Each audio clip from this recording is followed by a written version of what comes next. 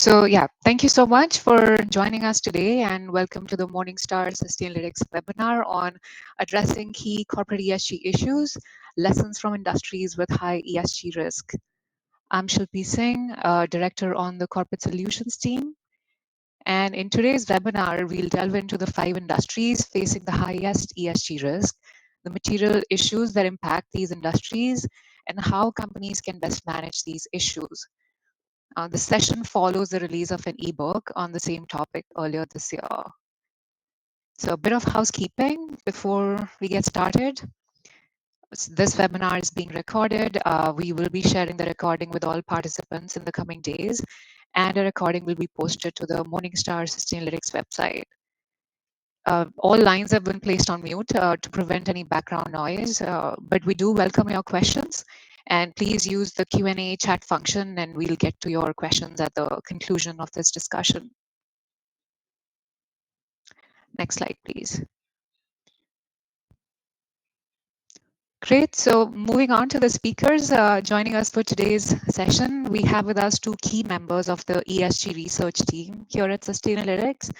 I'll start with Frances Fairhead, an ESG research senior analyst on the Sustainalytics mining team.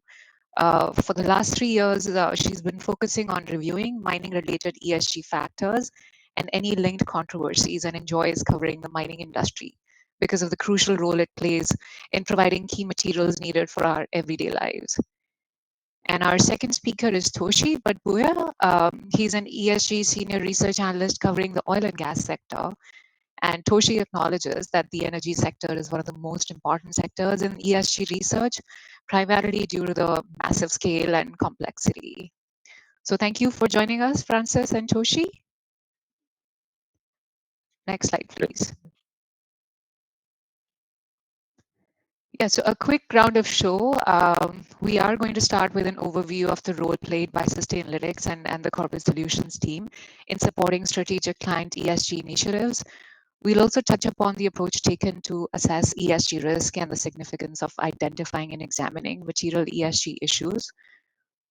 Overall, I'm not going to spend as much time on that as I would like my colleagues from the research team to talk about the 5 high-risk industries in focus today and key trends observed in ESG management and exposure levels there. Following that will be a deep dive into the industry-specific topics with a substantial panel discussion on addressing material ESG issues. And finally, we'll have time for Q&A for those of you who have further questions, and we'll close with key takeaways. So with that, I would move into our first section. Next slide, please. Yeah, so as many of you know, Morningstar Sustainalytics is a global leader in ESG services. And for over 25 years, the company has been dedicated to the development and implementation of responsible investment strategies. The company has 17 offices globally, including more than 500 analysts with varied multidisciplinary expertise across more than 40 industry groups. So with an extensive client base of asset managers, asset owners, and investment banks, our mission is to provide the insights required for investors and companies to make more informed decisions that lead to a more just and sustainable global economy. Further, as Morningstar's ESG Center of Excellence, we are responsible for driving both the commercial success and innovation of its ESG products, as well as its overall strategy. So the company also works with an increasing number of corporations and their financial intermediaries to consider sustainability issues in their policies, practices, and capital projects. And with regards to these efforts in particular, I would like to shed some light on the Sustainalytics Corporate Solutions team in the next slide. Now, here we have a view of the fast-growing Corporate Solutions business unit, which provides sustainable finance and ESG-related products and services for issuers, public and private corporates, banks, and other organizations, alongside enhancing their understanding of the ESG and sustainability activities. Products offered by Corporate Solutions include the industry-leading second-party opinions on green, social, and other sustainable bond issuances. The team has provided over 900 second-party opinions to date, very soon getting close to 1,000, and making it the most experienced reviewer and earning it several industry awards. The team's ESG-related services for corporates include a license to leverage or solicit an ESG risk rating for various internal or external use cases. We have a performance analytics suite of benchmarking products, as well as supply chain solutions. Overall, I think we'll now be going over more details on our approach to calculate ESG risk that some of you might have already been familiar with, the risk rating methodology.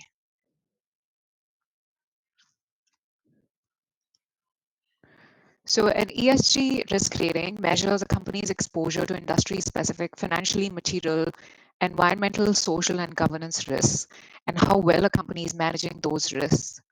So as such, the rating is designed to flag the degree to which the enterprise value of a company is at risk driven by ESG factors. In terms of methodology, the risk rating uses a two-dimensional approach to determine a company's level of unmanaged risk based on its degree of exposure and management of material issues.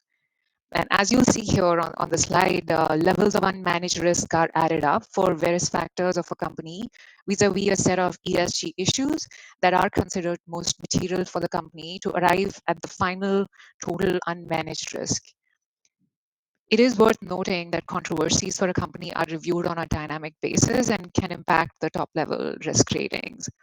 This is because increasing severity of a controversy from 1 to 5, with 5 being most severe, has the dual effect of dilution in management scores, as well as worsening of their issue exposure.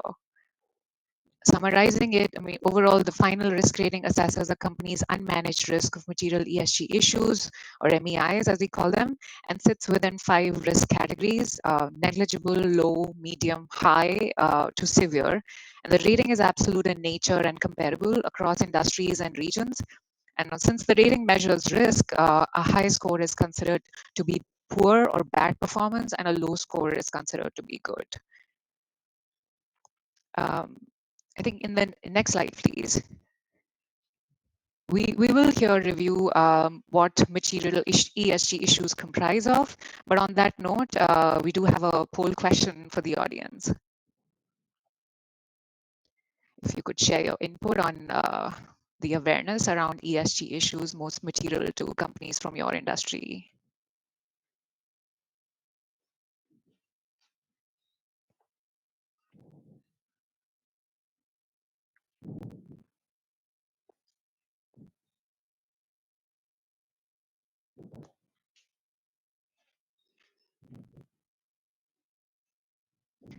Great. So we can still continue with the material ESG issue overview, and I will soon share the results of the poll.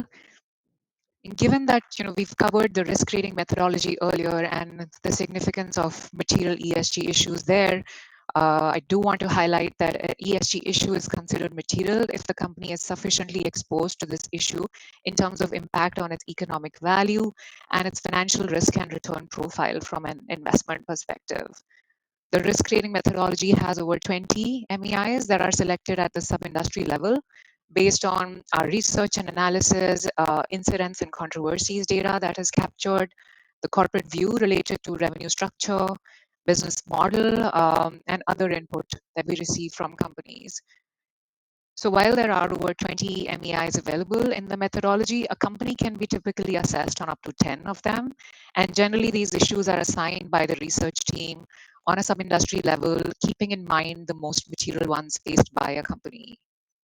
So the ones, and we can very quickly see that, the ones that are visible on the slide here, the 8 of them, are the ones which will be common across the 5 high-risk industries that we'll examine more closely.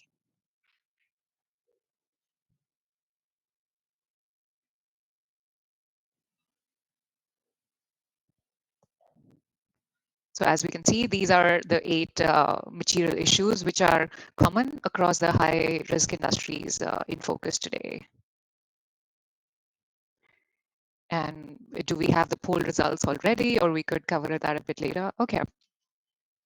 So it seems that there is a high ratio of awareness around ESG issues that are more material to that particular industry where you belong. And I think that's really interesting to hear. And maybe that makes this following discussion more meaningful when we talk about particular MEIs impacting and lessons learned from those MEIs. So thank you. Next slide, please.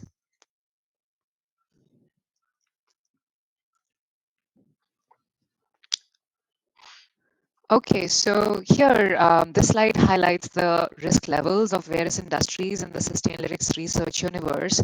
And as a background, on an annual basis, the ESG research team conducts an analysis of the 42 industries covering about 14,000 plus companies. And these 5 industries we're looking at were selected because they have the highest average risk rating score, as evident from that chart, across the 40 plus industries that we cover. And while being at high risk with complex operations, these industries absolutely play a critical role in global economic growth and are key in the transition to a net zero carbon economy. Now, additionally, as part of the industry analysis, we determined the ESG issues that had the highest impact on companies' ESG risk rating scores within these 5 industries. And we found 8 MEIs which were common amongst most, if not all, of the high risk ones. And these are business ethics, carbon own operations, carbon products and services, community relations, emissions, effluents and waste, occupational health and safety, product governance, and resource use. And these were also visible in the previous slide when we captured the MEI significance. So looking at materiality through the lens of these 5 high-risk industries has been the basis for the study conducted in the recent ebook and also sets the base for today's discussion. Next slide, please. Okay, so now that we have the rationale behind us on why and how these high-risk industries were mapped and the linking of top 8 material ESG issues, we would briefly cover the 5 riskiest industries, starting with industrial conglomerates. Now, in terms of industry composition, companies that make up the conglomerates industry offer products and services ranging from aerospace systems, electrical components, chemicals, and power generation technology to mining activities and also financial services.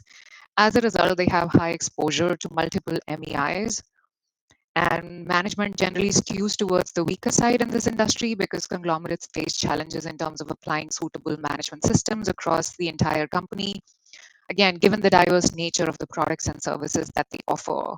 So high exposure accompanied by a varying management score generally leads to conglomerates having the highest average ESG risk rating score, which we can see is at 42, and that's a severe risk category compared to other industries.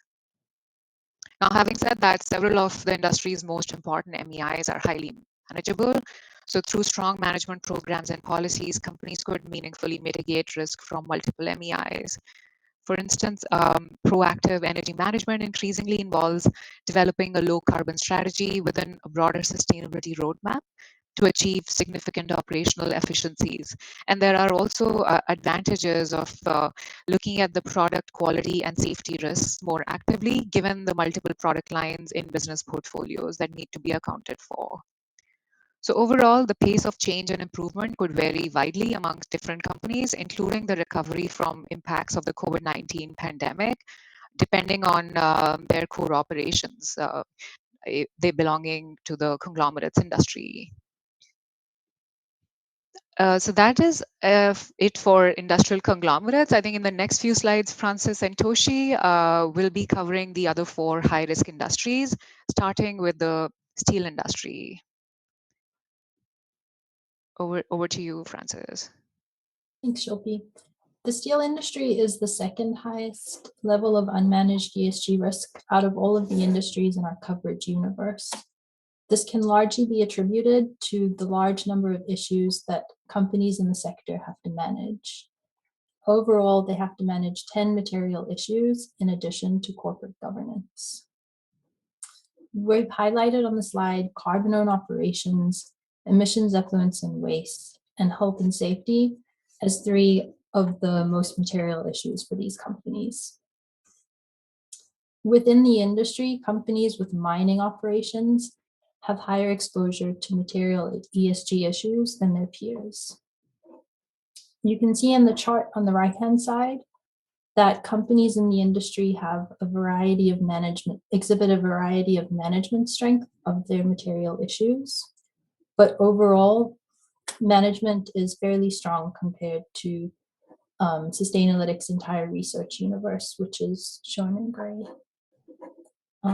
Next slide, please.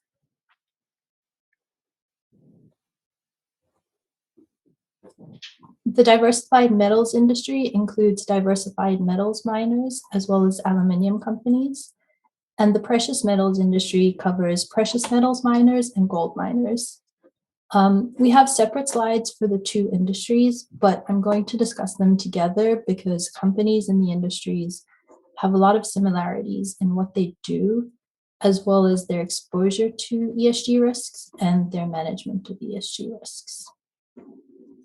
Similar to the steel industry, miners must manage a large number of material ESG issues, with most companies in these two industries exposed to 9 material ESG issues, as well as corporate governance. The two industries share the 5 most material ESG issues, which we've highlighted: emissions, effluents, and waste, community relations, carbon-owned operations, resource use, and occupational health and safety. As a result of their exposure, diversified metals has the 3rd highest level of unmanaged exposure to ESG risks in our coverage universe, and precious metals has the 4th highest level of unmanaged exposure to ESG risk. On to Toshi, please, to tell us about the oil and gas industry. Thanks, Francis. So before I go through the slide, I think it's important to note that, again, the oil and gas industry is one of the largest industries in terms of dollar value, generating over $3 trillion annually. And it just means that it's critical to the functioning of the global economy. So this gives a bit of additional context to the ESG framework in investing, because ESG has really become mainstream within the oil and gas industry, partly because of the growing momentum of sustainable energy, renewable energy, and just energy transition overall. And so really ESG pressure is being felt throughout the oil and gas value chain, especially within the integrated companies. The upstream segment, which is really responsible for drilling and production of oil and gas, is arguably facing the most scrutiny for their environmental impact. There's also the midstream and downstream segment, which is all about carrying, storing, and refining and selling the products, are facing more social and governance issues. But this isn't to say that they don't face any environmental issues. They face it, but to a lesser degree. Now, having said all of this, hopefully it should not be a surprise to hear that the oil and gas producers industry is one of the industries that face the highest amount of ESG, based on our research, of course. So the key ESGs within the oil and gas producers include issues relating to greenhouse gas emissions. Those issues are both associated with operations and product consumption, but there is also issue relating to environmental pollution, which is covered under emissions, effluent, and waste. So looking at things like oil spills and waste management. And there is also issues relating to community relations and worker health and safety. But among the key ESG issues, 2 particularly stand out. First is the carbon product and service MEI. And this is really because 2/3 of total oil and gas emissions are coming from the product use at the customer level, at the consumer level. And this is why carbon product and services has really become the main issue for the oil and gas producers, particularly within the context of the transitioning energy landscape and the declining demand for fossil fuel. And the other important issue is emissions effluent waste. And this is largely related to the broader environmental impact of oil and gas operations. A great example is oil spills, which can really be nefarious and impact communities that depend on the affected environment, and really be costly to remediate and clean up for oil and gas companies as well. So as a final point I really want to make on this slide is that there is also a degree of unmanageable risk within most material ESG issues in the industry. So risk that inherently cannot be managed. For instance, you can think about carbon. It can't be fully eliminated from the oil and gas value chain. And this is really because of the technical reasons. This is really because of technological reasons. And there's also supply and demand reasons as well and whatnot. So no matter how good or bad oil and gas companies are performing, there's going to be some risk that cannot be managed. Back to you, Shilpi. Great. Yeah. So thank you for that very insightful overview on which types of companies these high risk industries comprise of, and also where do some of the focus areas lie as per you. So moving forward, I think we are now in a position to kick off our panel discussion. And now that we are on you, Toshi, I will start with you. So we did notice in the previous slides that among the industries with the highest average risk rating scores, oil and gas producers seem to rank on the fifth spot, but they also have highest average management score. And while it not might be fully counterintuitive, but would you be able to, highlight what's contributing to these scores and yeah, break it down for us a bit further in terms of yeah, a layman sort of understanding the risk rating for oil and gas? Absolutely, Shelby. And I think that's a good question as well. I think really the appropriate answer is that the oil and gas producers industry face the highest level of exposure, but also, this is driven by the different material ESG issues that I mentioned earlier, which include the inherent risks and impacts associated with oil and gas. Now, I'll have to say that this has been noticed by the broader public, and so scrutiny and expectations from governments, from investment communities, from customers and consumers, and really the pressure from the public at large is driving the oil and gas companies to be more transparent, to be more open, to perform better on ESG issues. And I think this is why they're doing better than the other higher risk industries. Back to you.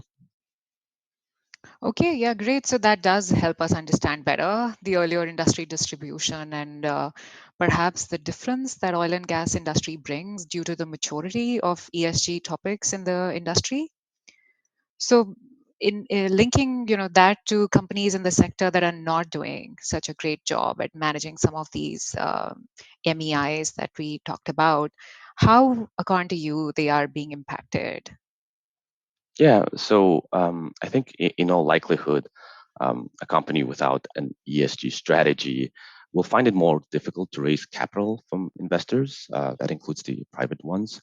So whether they're publicly funded or not, most companies will likely experience this problem. And it's not just an issue relating to raising money. I think poor ESG scores really means that a company isn't doing so well and has unmanaged exposure risks. So they are more likely to experience a major incidents like oil spills, more likely to face community opposition, and just governance issues that will require them to spend more capital to resolve this issue. So there's an element of added cost there too, which means in the long term, the ones that do poorly on ESG scores face the risk of losing the competitive edge. Okay, yeah. So those are some very practical inputs on things that could go wrong if ESG implementation is delayed. But looking at the positive side of it, we do see companies that are certainly doing a better job at managing these material issues. So, what would be those again? Maybe activities that they are conducting, and how are they benefiting from that? Yeah, so I think the better performing companies, I think they understand where they stand within the ESG framework, and I think they're making efforts to ensure that their policies, their programs align with their business strategies and operations. So they know where they stand and they know where they want to be in the future, suggesting that they're ahead of the competitive landscape and they'll likely to face fewer issues in securing capital and reducing potential costs.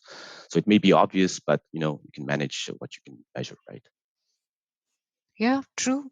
So again, thank you for sharing that significance of the alignment with strategy and of measuring performance.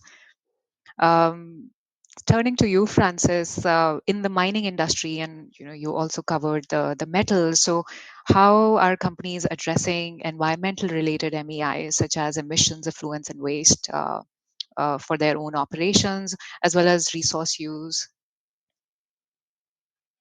Sure. Thanks, Shilpi. For emissions, effluents, and waste, both mining and steel companies need to manage a lot of the same risks. This includes reporting on tailings dams, their tailings dams risks and management, finding other uses for their tailings dams, things like air emissions abatement technology. For carbon-owned operations, this is a big issue, especially for steel companies. And a lot of them are investing in new technology to produce steel with a lower carbon footprint. We see some companies even buying other companies that have promising technology. And a lot of the most promising technology focuses on replacing coal with hydrogen and renewable electricity. But electric arc furnaces would be an example of a technology that is more established and also has a lot of advantages with reducing greenhouse gas emissions. Um, for mining companies, also a really, really big issue. And we're seeing mining companies investing in electric vehicles on their mine sites, often coupled with increasing renewable energy use, and especially with renewable energy projects. For resource use, which when we talk about resource use, we're for mining and steel companies, we're talking about water use mostly. Um, and steel companies tend to be pretty good at reusing water. Mining companies are getting better at this. For companies operating in areas with very serious water shortages, we're also seeing some investing in desalination plants so that they can use seawater in their operations. Okay, so those are some meaningful leading practices in terms of addressing water shortage and inclusion of renewable energy. So what would be some of the particularly impactful outcomes if companies are not being able to address these issues or perhaps performing poorly in that area? So for emissions effluent and waste and resource use, failure to manage these issues well sometimes has impacts on communities. So this can sometimes be things like poor air quality for communities, water availability, competition for scarce resources, tailings dam spills in severe instances. And these all translate to reputational risk for the company. Sometimes fines and penalties can also impact their ability to produce the metals that they're trying to produce. For carbon-owned operations, it's more emerging impacts for these companies. So things like carbon pricing coming on board, and also seeing that customers are slowly starting to favor sourcing from companies that are able to produce the same material with a lower carbon intensity because their customers care about it. Okay, yeah, that's again quite some input on which are the areas where poor performance can be assessed and also potentially addressed. But given the rate at which the ESG landscape is evolving, as we are seeing on a almost daily basis, is there any guidance or standards to help these extractive companies address particular material ESG issues? I would say that there is no shortage of guidance. I've even heard companies complain that there's too many different guidance and they're not really sure what to follow. But some of the most comprehensive systems would be the International Council on Mining and Metals. They have a lot of guidance for their member companies on all of the material issues that we address.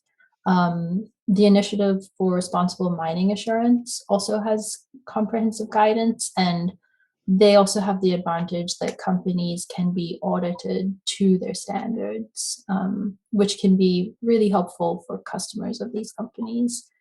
For steel companies, there's Responsible Steel.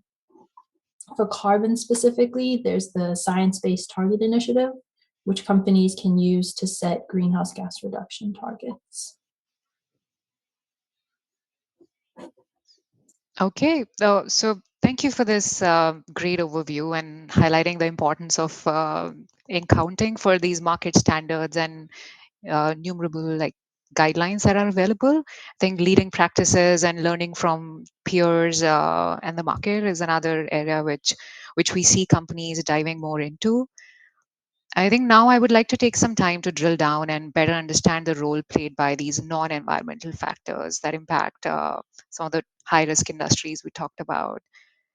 So, given that social issues such as community relations, occupational health and safety are also material for companies in these sectors, could you maybe each of you talk about how companies are addressing these issues?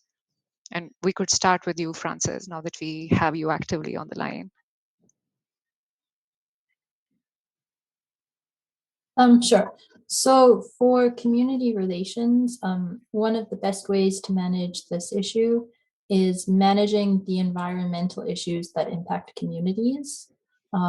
But also, it's really important for companies to have a strong dialogue with communities so they're able to find out when there is an issue and address it quickly. And I would also say that companies have the ability to provide a lot of opportunities to communities. We see a lot of leaders hiring from local communities, even doing training programs to enable them to hire. So, not making the excuse that the community doesn't have the skills they need. And also giving preference to local businesses to provide goods and services on their mine sites.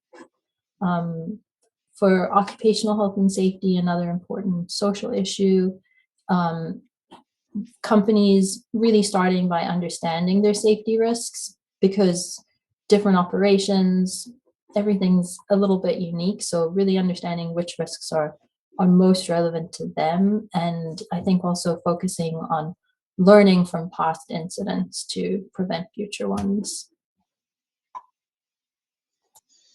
Okay, Yeah, Toshi, would you like to touch upon it?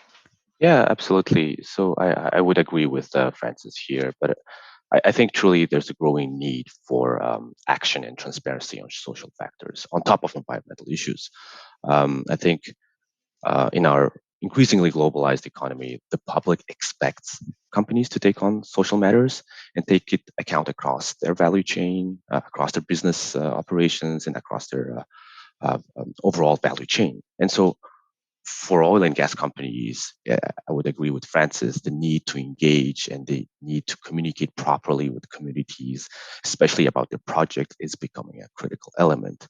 And this is really because I think they understand now that they have and that they have the experience that opposition and employee dissatisfaction can really disrupt, can halt, can delay operations because of things like protests and strikes.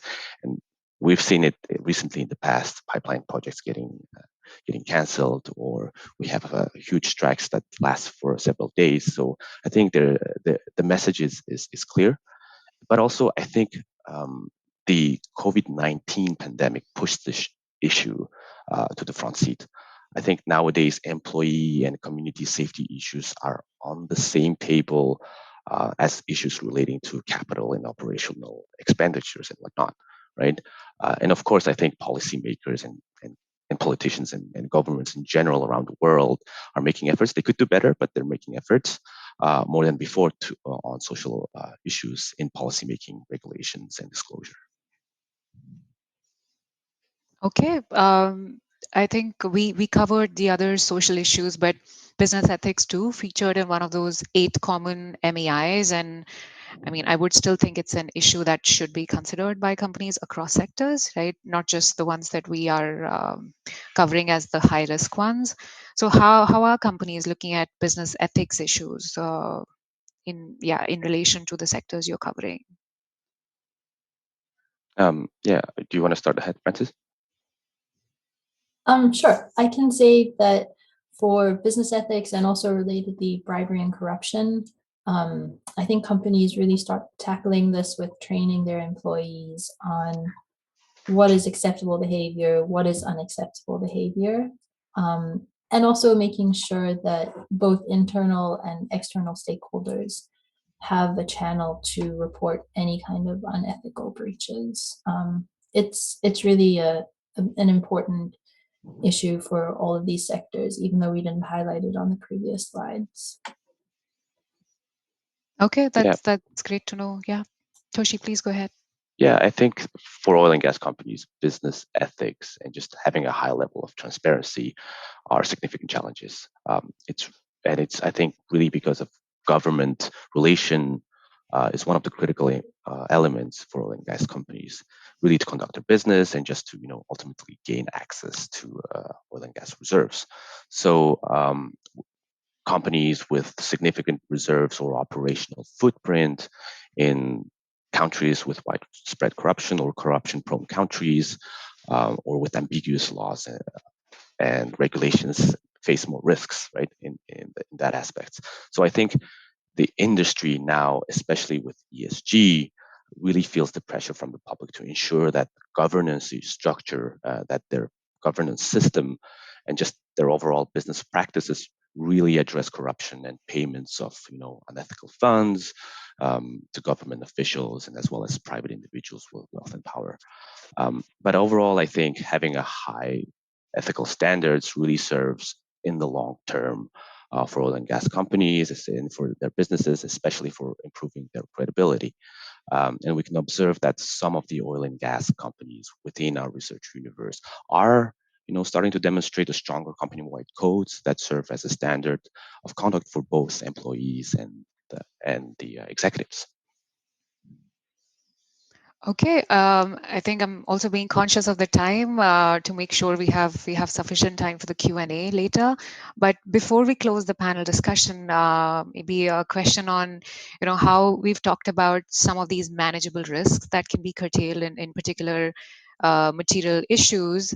But considering controversy assessment is another key feature comprising the risk rating, could you highlight for the industries that you cover if there are controversies that come up more frequently than others per your observation, and any other insights that our audience can benefit from?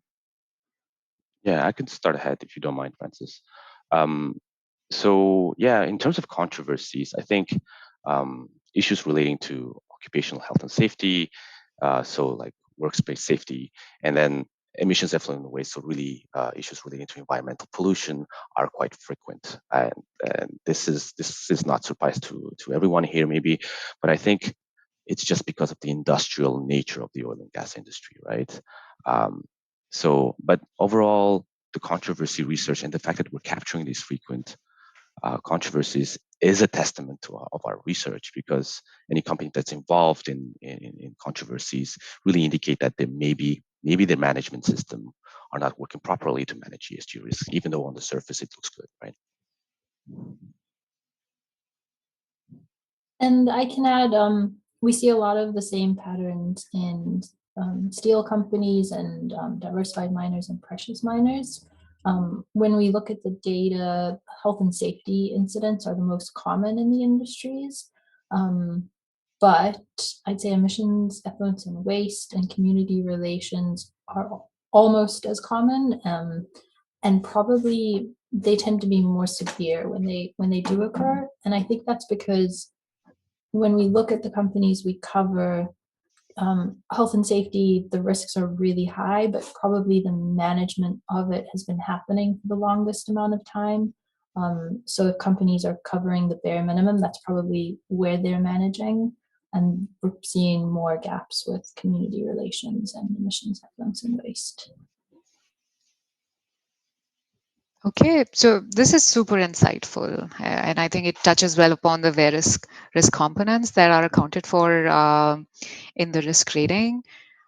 But Tochi, if we could maybe get into the discussion on issues that you would consider to be most important from out of the many issues that face oil and gas companies, and I know within these material issues too, there would be some that are more critical versus the others. So Yeah, if we, yeah, I mean, go ahead, please. yeah, absolutely. So I think in terms of the most important issues and why, the short answer is really issues relating to climate change, so carbon issues really. But I think this question really relates to how oil and gas companies are navigating through the energy transition. And I really think that things like social pressure, technological changes and just the shifting consumer demands and needs have become more widespread. And I think they're driving the transition risk of oil and gas companies. And I also think that the public is aware and understand the physical risks of climate change. So um, the, essentially, they are aware that assets can be damaged because of things like extreme weather events. And so really the resiliency of oil and gas industry and the economy overall and just the financial market um, is really becoming a function of climate resilience. Which is all about anticipating, preparing and responding to major events, major trends, and disturbance in the climate change. Okay, I think, yeah, these are certainly important highlights related to climate change, climate resilience. And maybe for our final panel discussion topic, I would turn to you, Francis. And according to you, of the issues that are being faced in the mining and various metal sectors, which would you say is again the most important, and why would that be? Sure, thanks, Shilpi. So similar to oil and gas, these steel makers, the miners, they definitely can't run away from the carbon emissions.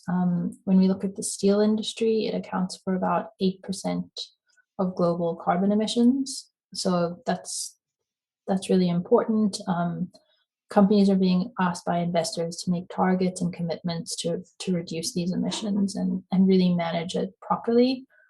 And we highlighted before emissions, effluents, and waste, and occupational health and safety. But I think that when we talk about all five of these industries, the reason that they are the five highest risk is because they have such high exposure to so many issues. 9 issues for precious metals and diversified metals, 10 issues for steel. So we really can't say just this one issue, focus on that, don't worry about everything else, because if you look at your carbon and forget about protecting the safety of your workforce, you're going to be in a lot of trouble. Fines, penalties, operational delays, it's all really important. Okay, yeah, thank you. And that is an important point, right? That while there are some issues more critical than the others, it is ultimately a holistic view that companies need to account for. So with that, we would conclude our panel discussion. And I think we do have a lot of questions. I think we should